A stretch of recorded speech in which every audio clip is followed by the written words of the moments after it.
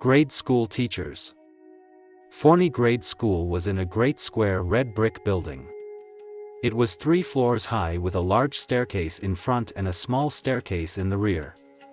Grades 1 through 8 were held in this building. When you graduated, you moved across town to high school, grades 9 through 12. No junior high, just instant maturity from grade to high school. First grade teacher was Mrs. Blackburn. She seemed old then, but she's still alive and I am now 46. My basis for comparison was my mom, who was about 23 then. Second grade was Mrs. Ray. Mrs. Ray lived in the house 2 doors down, and she was the one I asked to zip my britches that embarrassing time. A nice little lady. Third grade was Mrs. Whipple. I cannot remember much about Mrs. Whipple. About this time, the school started using different teachers to teach different subjects. Mrs. Smith, I remember because she was very young, probably just out of school, and very pretty. I was in the 6th or 7th grade and girls were beginning to be more important, so I remember Mrs. Smith.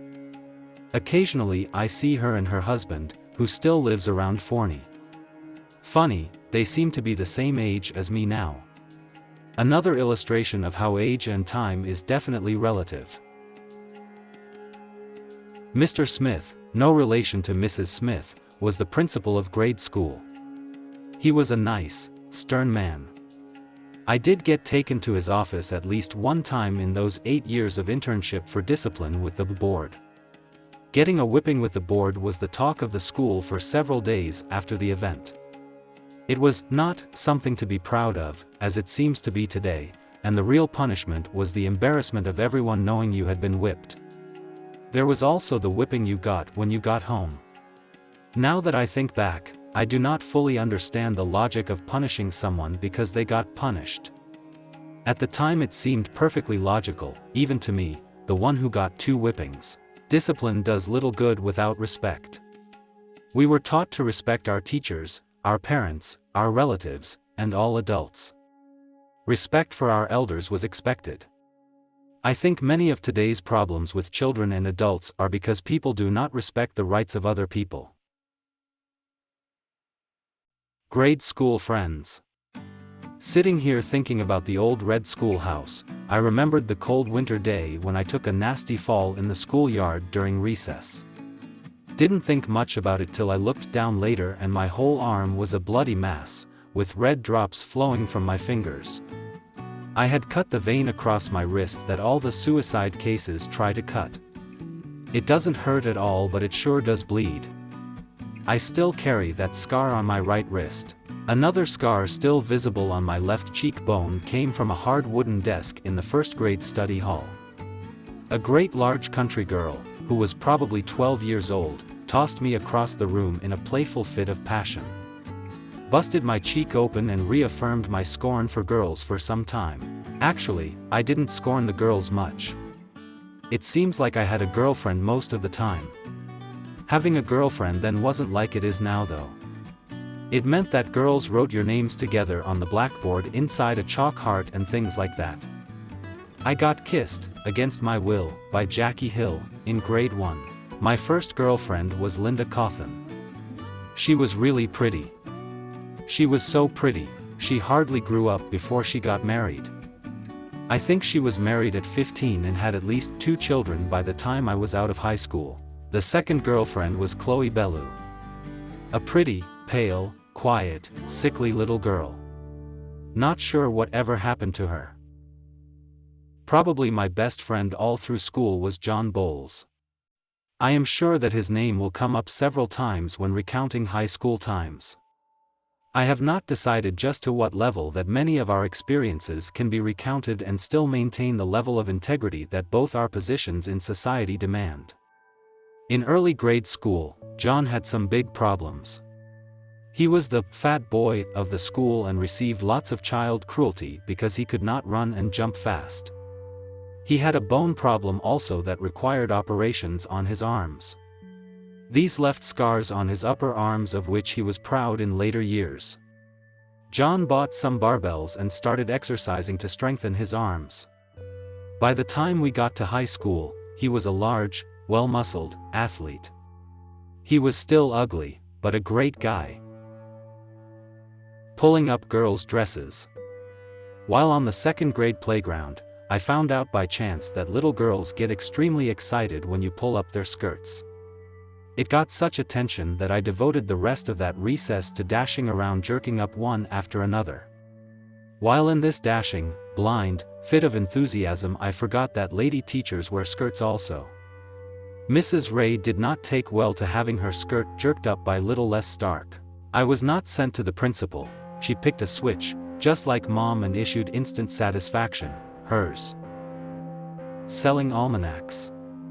One of my great loves was the little balsa gliders that were sold at the 5 and dime store.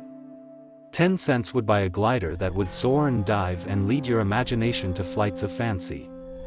They also crashed, landed on the roofs of houses, got hung high in the trees, and ran over by cars. I never had a glider for very long. I never had much money to buy gliders. One time, I found a way to make money. My dad had these great little almanacs, with world maps, calendars, facts, etc. He used them to give to clients. I started slipping a couple out of his dresser drawer and taking them to school. They brought from a dime to a quarter depending upon what the market would bear. I didn't think about the fact that he had probably paid $1 a piece for each. For a while my newfound wealth was great. A 7-year-old does not hide his wealth well though, and as you might expect, discovery brought, yes, another belt whip session. Tomboys and bullies. Every school has its tomboys and bullies. The two I remember in that context were Walter Yandell and Tomboy Pinson.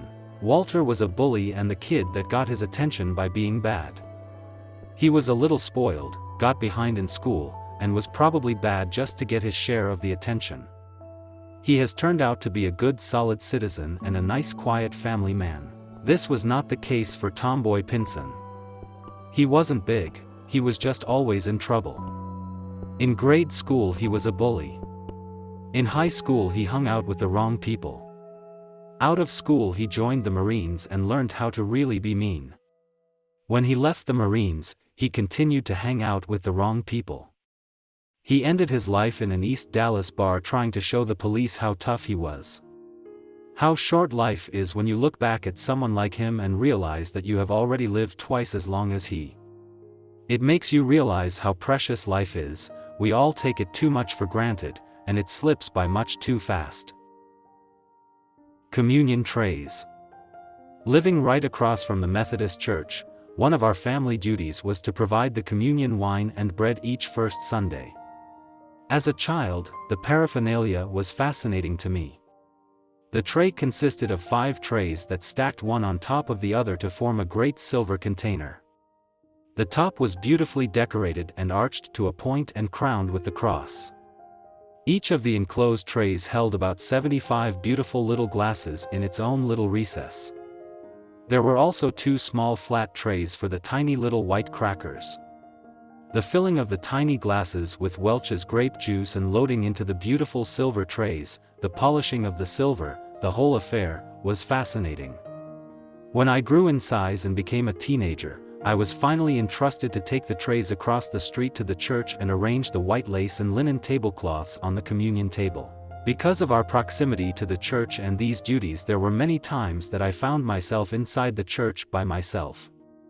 The old church with great wooden pews, tall stained glass windows, and 2-story high brass organ pipes was an impressive place to be when completely alone. How many times have you been all alone, just you and God, in the church? I suspect, however, the mechanics of assembling the communion on First Sunday was familiar before that of a complete understanding of the symbolism and religious reasons for First Sunday. Zipping my britches. Going to school that first time is quite an experience for the new first grader.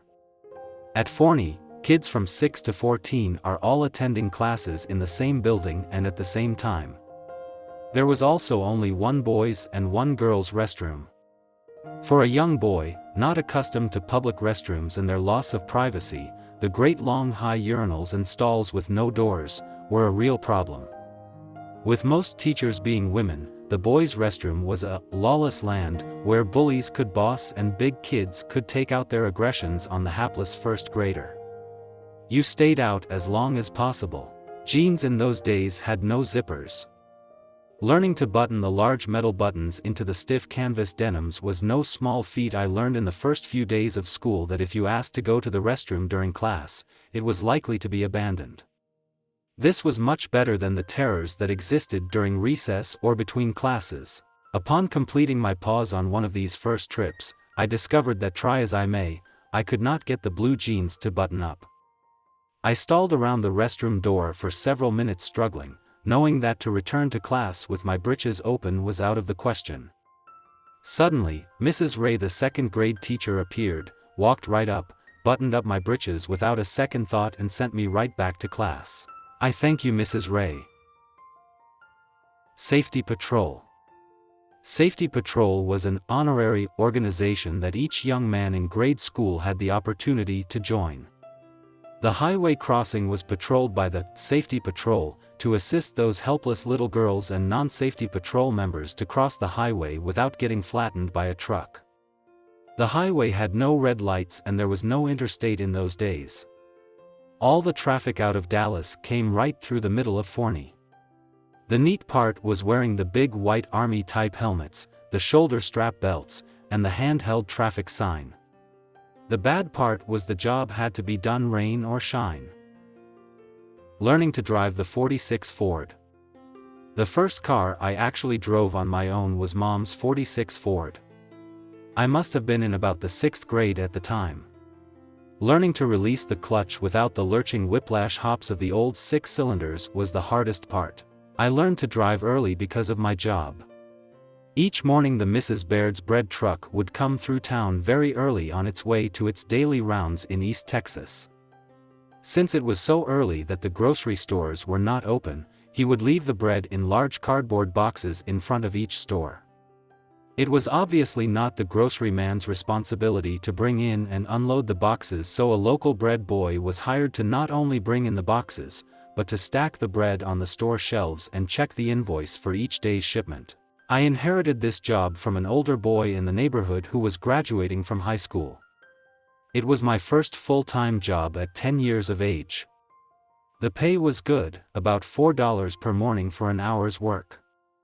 I leaped from bed at 5:30 each morning, walked the 3 blocks to the downtown area, unloaded the bread at each of the 4 grocery stores and stored the boxes for the bread man to pick up on his return trip back into Dallas, then returned home to my bed before it could get cold.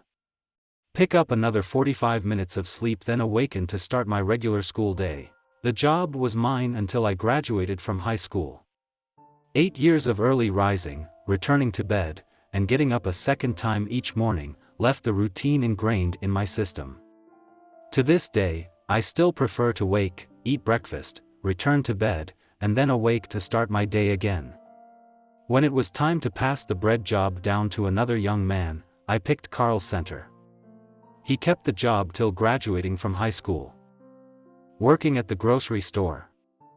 On Saturdays during school terms and every day during the summer, I worked at the grocery stores. Most of the time it was for Jack Pippin's, but I did work one short summer for Mr. Center at his old store. The Center grocery store was the oldest in town. The building had a 20-foot ceiling made with decorative molded metal. There was a mezzanine floor in the rear of the building that he used for storage. The cash registers were the giant old mechanical type and the checkout counters had large glass display cases underneath. The really unique part for me was the delivery truck I got to use for home delivery of groceries to the senior citizen crowd. It was a neat old red 36 Dodge pickup. Most of the time, I worked for Jack Pippin's, who owned the newest grocery in town. Stocking the shelves, cleaning, and sacking groceries were my main duties while in the store. The worst job was cleaning the meat saw and the refrigerated meat case. This was a Saturday night, before you can go, type chore. The meat saw, a band type, would collect meat particles all week long in the remote innards of the machine. I had to remove the covers and wipe the greasy mess from all the workings. The refrigerated meat case was much worse. The chickens were stored in the bottom of the case, still lying in the box of ice they were shipped in. During the previous week, the ice melt and chicken juice would drip out and collect in the bottom of the meat case. I would have to sop it up with old towels and squeeze the bacteria-loaded soup out into a mop bucket. By the time I finished, my hands were red and swollen from the infectious bacteria that were already working under my fingernails and at every little scratch on my hands. We should hope that health standards for the food industry have improved since then.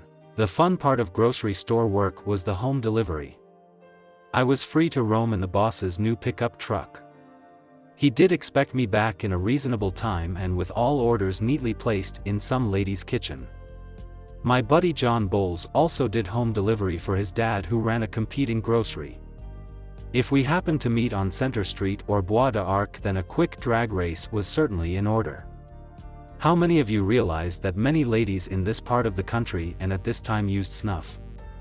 It was not something they did in public, but judging by the amounts that were delivered in the grocery bags, it was something they did on a regular basis.